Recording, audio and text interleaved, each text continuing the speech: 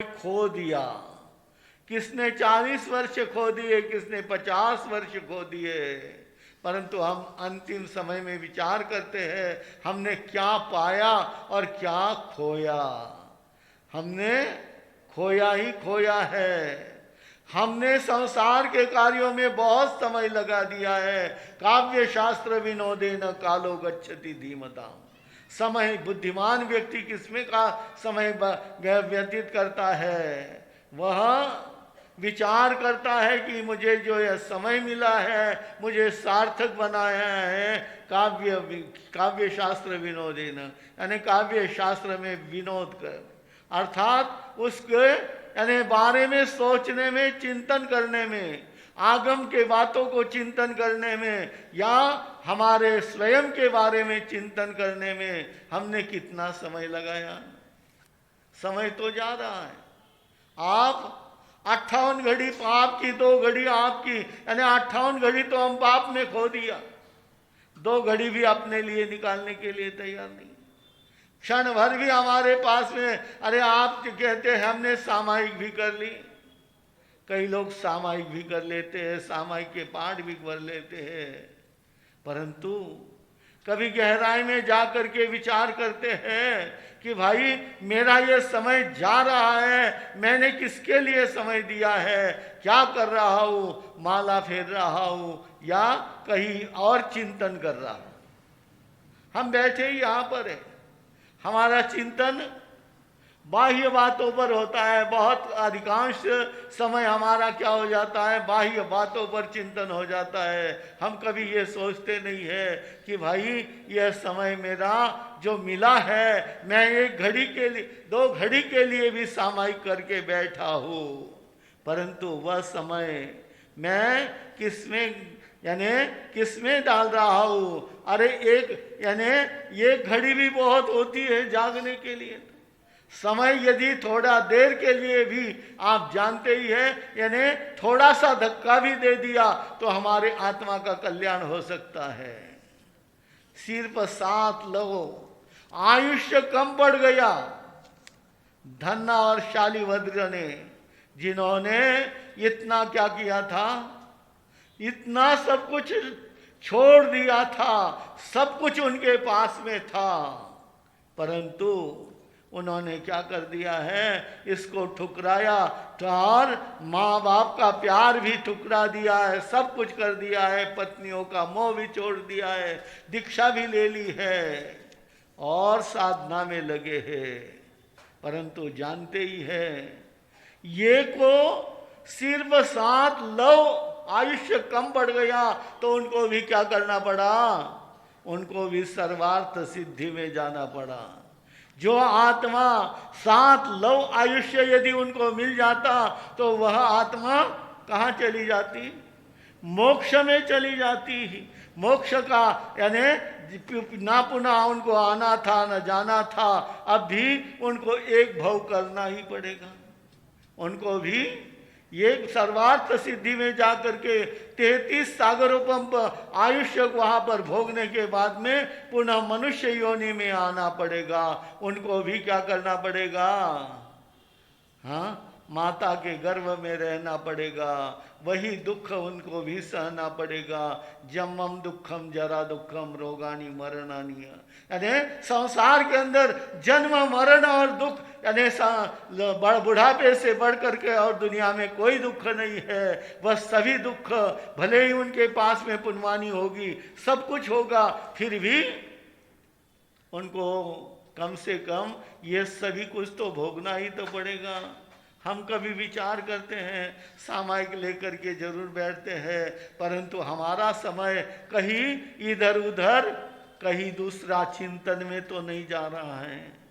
एकांत में हम यदि शुद्ध हम सामायिक कर रहे हैं, या हमारी सामायिक क्या होती जा रही है, सामायिक तो कर लेते हैं परंतु हमारा मन इधर उधर घर के संसार के कार्यों में जा कर के अटक जाता है। और फिर हमने कह दिया कि हमने तो इतनी सामायिक कर ली, हमने इतना धर्म ध्यान कर लिया, फिर भी हमें धर्म आड़ा नहीं आया। कष्ट आता है उस समय में आदमी यही सोचता है, परंतु ये नहीं सोचते हैं हमने धर्म ध्यान तो किया है, सामायिक करी है। अरे वह पुण्य श्रावक की एक ही सामायिक, क्या जिसको हम स्मरण करते हैं, हर व्यक्ति जानता है कि पुण्य कोई अधिक सामायिक नहीं करता था, वही एक ही सामायिक लेकर के बैठता था, परंतु वह सामायिक को कितना सार्थक बनाता था उस समय में। इसीलिए तो भगवान महावीर ने कहा कि और कोई नहीं तुम्हें यानी नरक से कोई बचा सकता है, तो वह एक सामायिक भी तुमने उन पुण्याश्रामों की ले ली तो क्या हो सकता है, तुम्हारी आत्मा नरक में नहीं जाएगी। अर्थात उस सामायिक के अंदर क्या था, कौन सा भी वैशिष्ट्य था, कौन सी विशेषताएं थी कि उन्होंने, भगवान ने कह दिया उसकी सामायिक में इतनी शक्ति रही हुई है और हम भी सामायिक करते हैं, क्या हमारे सामायिक में वही शक्ति आ गई। काव्य शास्त्र विनोदे न कालो गच्छति धीमना, बुद्धिमान व्यक्ति किसमें समझता व्यतीत कर देता है, यह एकांत बैठ करके वह उसके बारे में चिंतन और मनन करता है। हम कभी चिंतन और मनन करते ही नहीं है। आप जानते ही हैं गाय चारा खा लेती है और खाने के बाद में एकांत में बैठ करके क्या करती है, उसका रवंत करती है, उसको बार बार चबाती है, उसमें से क्या हो जाता है, उसको सब कुछ प्राप्त हो जाता है। उस सूखे घास में भी से यह वह प्राप्त कर सकती है। तो क्या हमें जो समय मिल गया है उस समय में से हम कोई सार्थक नहीं बना सकते।